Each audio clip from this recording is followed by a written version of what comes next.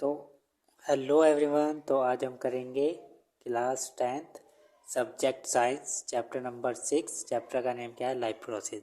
इसके हम आज करेंगे एनसीईआरटी क्वेश्चन। ठीक है, तो पहला क्वेश्चन है एनसीईआरटी क्वेश्चन पेज नंबर 95 पे। ठीक है, क्या है? Why is diffusion insufficient to meet the oxygen requirement of multi cellular organism like humans. ठीक है, तो पूछ रहा है कि जो डिफ्यूज़न है ये मल्टी सेलुलर ऑर्गेनिज्म के लिए अनसफिशिएंट क्यों है, इनसफिशिएंट क्यों है, जिस कि उसे सारी रिक्वायरमेंट ऑक्सीजन की पूरी हो जाए। ठीक है, तो क्या है देखते हैं।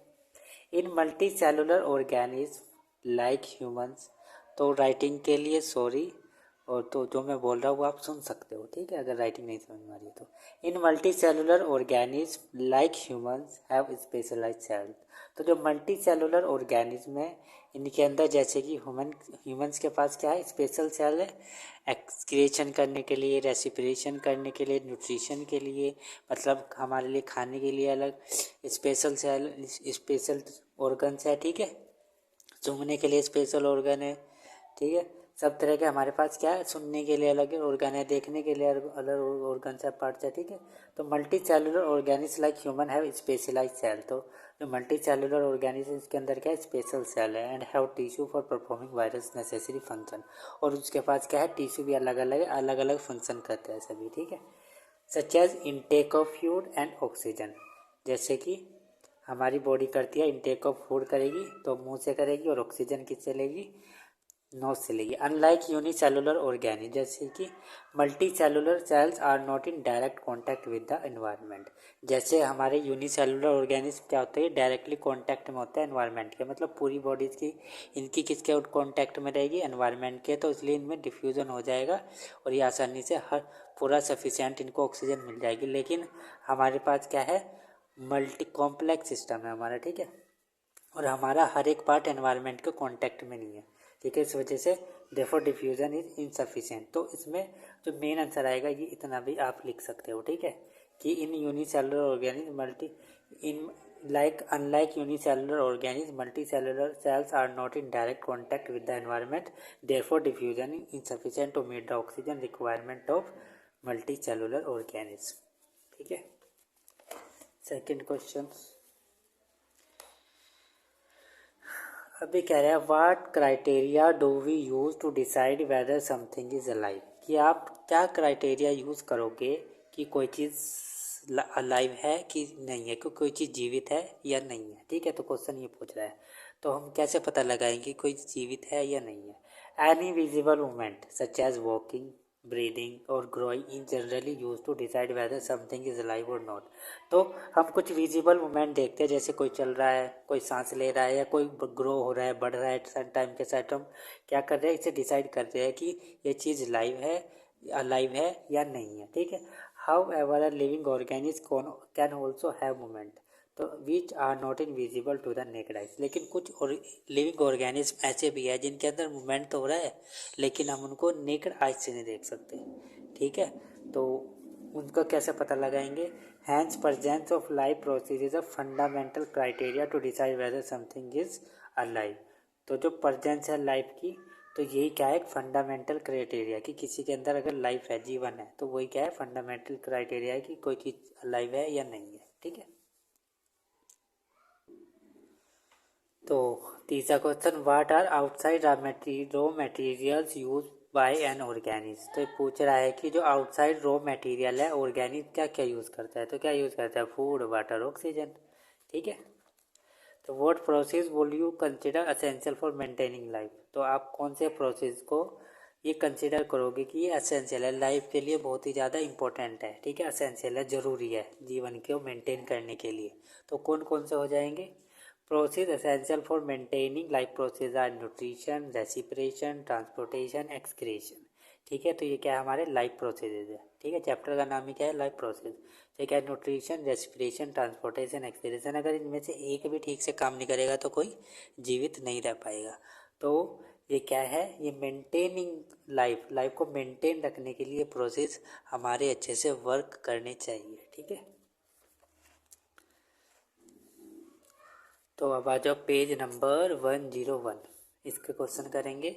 What are the differences between autotrophic nutrition and heterotrophic nutrition.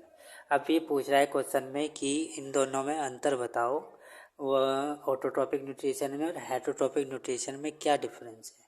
ठीक है, तो देखते हैं क्या है। पहला, autotrophic nutrition and heterotrophic nutrition. Food is synthesised from simple inorganic raw material such as CO2 and water. तो जो हमारे ऑटोट्रॉपिक न्यूट्रिशन है, ऑटोट्रॉप्स कौन होते हैं? प्लांट्स, ठीक है, ट्रीज, ठीक है। ये क्या करते हैं, क्या यूज़ करेंगे? इनऑर्गेनिक मटेरियल जैसे कि कार्बन डाइऑक्साइड अपना खाना बनाने के लिए, फोटोसिंथेसिस करने के लिए, सनलाइट, ठीक है, वाटर, ठीक है, हमारे इनऑर्गेनिक। तो ऑटोट्रॉप्स में क्या यूज़ करते हैं खाना बनाने के लिए? CO2, water, inorganic material. और जो हमारे हेटरोट्रॉप्स है, हेटरोट्रॉप्स कौन होते हैं? हम ह्यूमंस, एनिमल्स, ठीक है। किस पे, ये किस पे डिपेंड करेंगे? ये डायरेक्टली और इनडायरेक्टली किस पे डिपेंड होंगे? ऑटोट्रॉप्स पर, ठीक है। फूड इज ऑब्टेन डायरेक्टली और इनडायरेक्टली फ्रॉम ऑटोट्रॉप। तो फूड जो हेटरोट्रॉपिक न्यूट्रिशन है, इसमें क्या होगा? जो फूड ऑब्टेन होगा, डायरेक्टली बोल लो या फिर इनडायरेक्टली बोल लो, ये कहाँ से होगा? ऑटोट्रॉप से, ठीक है। This food is broken down with the help of enzyme. तो जो फूड ले रहे हैं ये, इसको कौन ब्रेक करेंगे? एंजाइम से हमारी बॉडी के अंदर प्रेजेंट है, ठीक है। तो पहला डिफरेंस हो गया। Second, all green plants and some bacteria have this type of nutrition. तो इस न्यूट्रिशन के अंदर कौन कौन आएंगे? ऑल ग्रीन प्लांट्स, हर एक ग्रीन प्लांट्स और bacteria. All animals and fungi have this type of nutrition. जो एनिमल्स है और जो फंगी है, इनके अंदर ये वाले कौन सा न्यूट्रिशन होगा? Heterotrophic nutrition. Chlorophyll is present. Plants के अंदर अगर क्लोरोफिल है तो फोटोसिंथेसिस वो करेगा, ठीक है। क्लोरोफिल नेसेसरी है फॉर फोटोसिंथेसिस। तो क्लोरोफिल क्या होगा? प्रेजेंट होगा। जो ग्रीन कलर है लीव्स का, वो भी किसकी वजह से है? क्लोरोफिल की। अगर ग्रीन क्लोरोफिल प्रेजेंट नहीं है तो पेड़ हमारा हरा नहीं रहेगा, ठीक है। Chlorophyll is absent. और तो हेटरोट्रॉपिक न्यूट्रिशन में क्या होगा? क्लोरोफिल हमारा एब्सेंट रहेगा। Food is generally prepared during day time. तो जो फूड बनेगा प्लांट्स के अंदर वो जनरली कब बनेगा? डे टाइम में, ठीक है, दिन में बनेगा, ठीक है। रात को नहीं बनेगा। क्यों नहीं बनेगा रात को? रात को क्योंकि सनलाइट नहीं यूज़ होती, और सनलाइट हमारी फोटोसिंथेसिस के लिए बहुत ही ज़्यादा क्या है? ज़रूरी है, नेसेसरी है, ठीक है। ये एक्टिविटी भी हमने करी है, ये एक्टिविटी में आप देख सकते हो, ठीक है, कि कैसे ज़रूरी है। Food can be prepared at any time. और जो ये हमारे होते हैं क्या? हेटरोट्रॉपिक न्यूट्रिशन, इसमें फूड किसी भी टाइम बना सकते हैं, रात में, दिन में, जब आपकी इच्छा हो जब आप बना सकते हो, ठीक है। लेकिन प्लांट्स में क्या होगा? ये सिर्फ दिन में ही होगा ये वाला प्रोसेस, क्योंकि उसके लिए क्या है? सनलाइट नेसेसरी है, और सनलाइट हमें कब मिलती है? दिन में मिलेगी, ठीक है, रात को तो नहीं मिलेगी। अब ये क्वेश्चन आ गया है दूसरा, where do plants get each of the raw materials required for photosynthesis. तो क्वेश्चन क्या पूछ रहा है कि जो प्लांट्स रॉ मटेरियल यूज़ कर रहा है अपना खाना बनाने के लिए, फोटोसिंथेसिस में जो यूज़ कर रहा है, वो कहाँ से मिल रहा है इसको, ठीक है, रॉ मटेरियल। तो कार्बन डाइऑक्साइड कहाँ से मिल रही होगी? कार्बन डाइऑक्साइड एटमॉस्फेयर में से ले रहा है, क्योंकि हम जो है ह्यूमंस जो है वो क्या करती है? कार्बन डाइऑक्साइड छोड़ती है और ऑक्सीजन लेते हैं, ठीक है, ह्यूमंस। और जो प्लांट्स है हमारे, ये क्या करेंगे? कार्बन डाइऑक्साइड को लेंगे और ऑक्सीजन को छोड़ देंगे, ठीक है। तो plants get CO2 from atmosphere through stomata.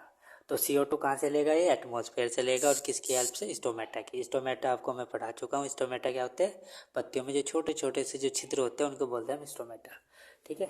Water, water कहाँ से लेगा? वाटर लेगा रूट से। तो plant absorb water from soil through roots. तो कहाँ से एब्जॉर्ब करेगा वाटर? सॉइल से, और किससे? रूट से। And transport to leaves. और कहाँ किन को ट्रांसपोर्ट कर देगा? पत्तियों को ट्रांसपोर्ट कर देगा, ठीक है। सनलाइट, तो ये तीन CO2 यूज़ करेगा। रॉ मटेरियल क्या है? CO2, वाटर, सनलाइट, ठीक है। और सनलाइट कहाँ से लेगा? Sunlight which is absorb by chlorophyll present in green part of the plant. और जो सनलाइट है वो कैसे लेगा? ये एब्जॉर्ब करेगा क्लोरोफिल जो ग्रीन पार्ट्स के अंदर प्रेजेंट होगा, ठीक है। अगर क्लोरोफिल प्रेजेंट नहीं होगा तो सनलाइट भी एब्जॉर्ब नहीं होने की, ठीक है। तो ये हो गया क्वेश्चन। अब आ जाओ क्वेश्चन नंबर 3 पे। What is the role of acid in our stomach. तो पूछ रहा है कि जो एसिड हमारे स्टमक के अंदर प्रोड्यूस होता है, जो बनता है, ठीक है, तो उसका रोल क्या है कि ये बन क्यों रहा है हमारे पेट के अंदर, ठीक है, स्टमक के अंदर। तो इस हाइड्रोक्लोरिक एसिड, तो ये भी क्वेश्चन आ जाता है कि name the acid which produce in our stomach. तो क्या है? Hydrochloric acid, HCl।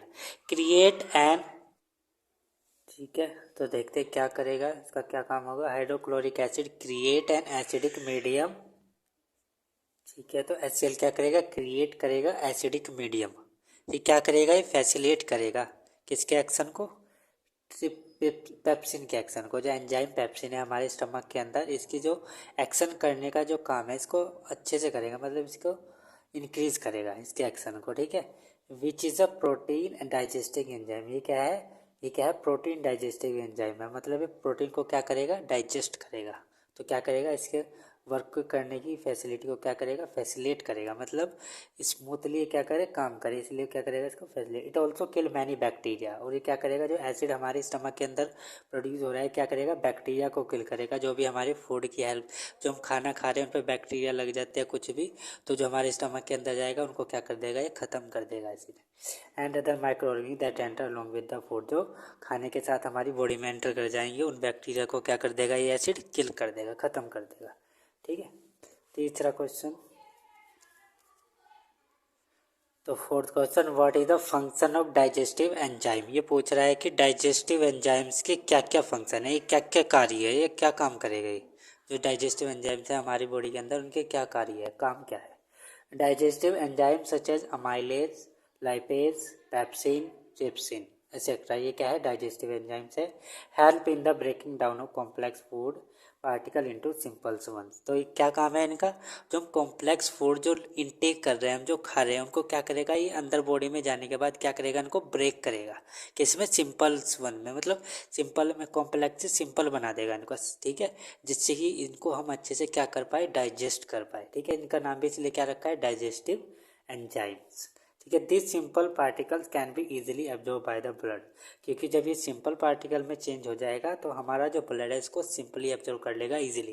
ठीक है, उसको ज़्यादा दिक्कत नहीं होगी। Thus transported to all the cells of the body, और ये फिर जब ब्लड के अंदर क्या हो जाएगा, एब्जॉर्ब हो जाएगा, तो ब्लड क्या कर देगा, हमारे हर एक बॉडी सेल्स के अंदर इसको क्या कर देगा, ये ट्रांसपोर्ट कर देगा। ठीक है, ब्लड किसको।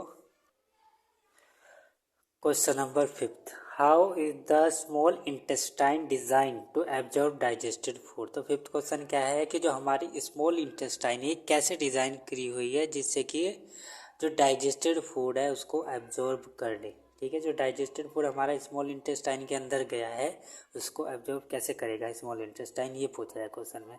तो small intestine has numerous finger like projection called Willey. तो जो स्मॉल इंटेस्टाइन है इसके अंदर क्या है, फिंगर लाइक प्रोजेक्शन है। न्यूमरस मतलब मिलियंस में, बहुत सारे छोटे छोटे से ऐसे लाइक दैट, जैसे कि ये ऐसे फिंगर्स लाइक क्या है, प्रोजेक्शन है। ठीक है, इन्हें क्या बोलते हैं, Willey. Which is increase the surface area for absorption, ये क्या कर देगा, सरफेस एरिया बढ़ा देगा। एब्जॉर्ब करना, जो एब्जॉर्ब करने वाला जो एरिया है इसको क्या कर देगा, इंक्रीज कर देगा। The villi are richly supplied with, तो villi are richly supplied with blood vessel. तो विली जो है इसके अंदर क्या है, बहुत सारे ब्लड वेजल्स। ठीक है, which take absorb food to each and every cells of the body, जो क्या करेगा, एब्जॉर्ब फूड को लेगा और हर एक सेल में क्या कर देगा, इसको ट्रांसपोर्ट कर देगा, पहुंचा देगा। ठीक है, तो आई होप आपको ये क्वेश्चन समझ में आए होंगे, और नेक्स्ट वीडियो में हम इससे अगले वाले क्वेश्चन करेंगे। ठीक है, पेज नंबर 105 वाले। ठीक है, ये चलता रहेगा, एनसीईआरटी के मैं हर एक क्वेश्चन आपको ऐसे ही करा दूंगा। ठीक है, so thank you for watching this video.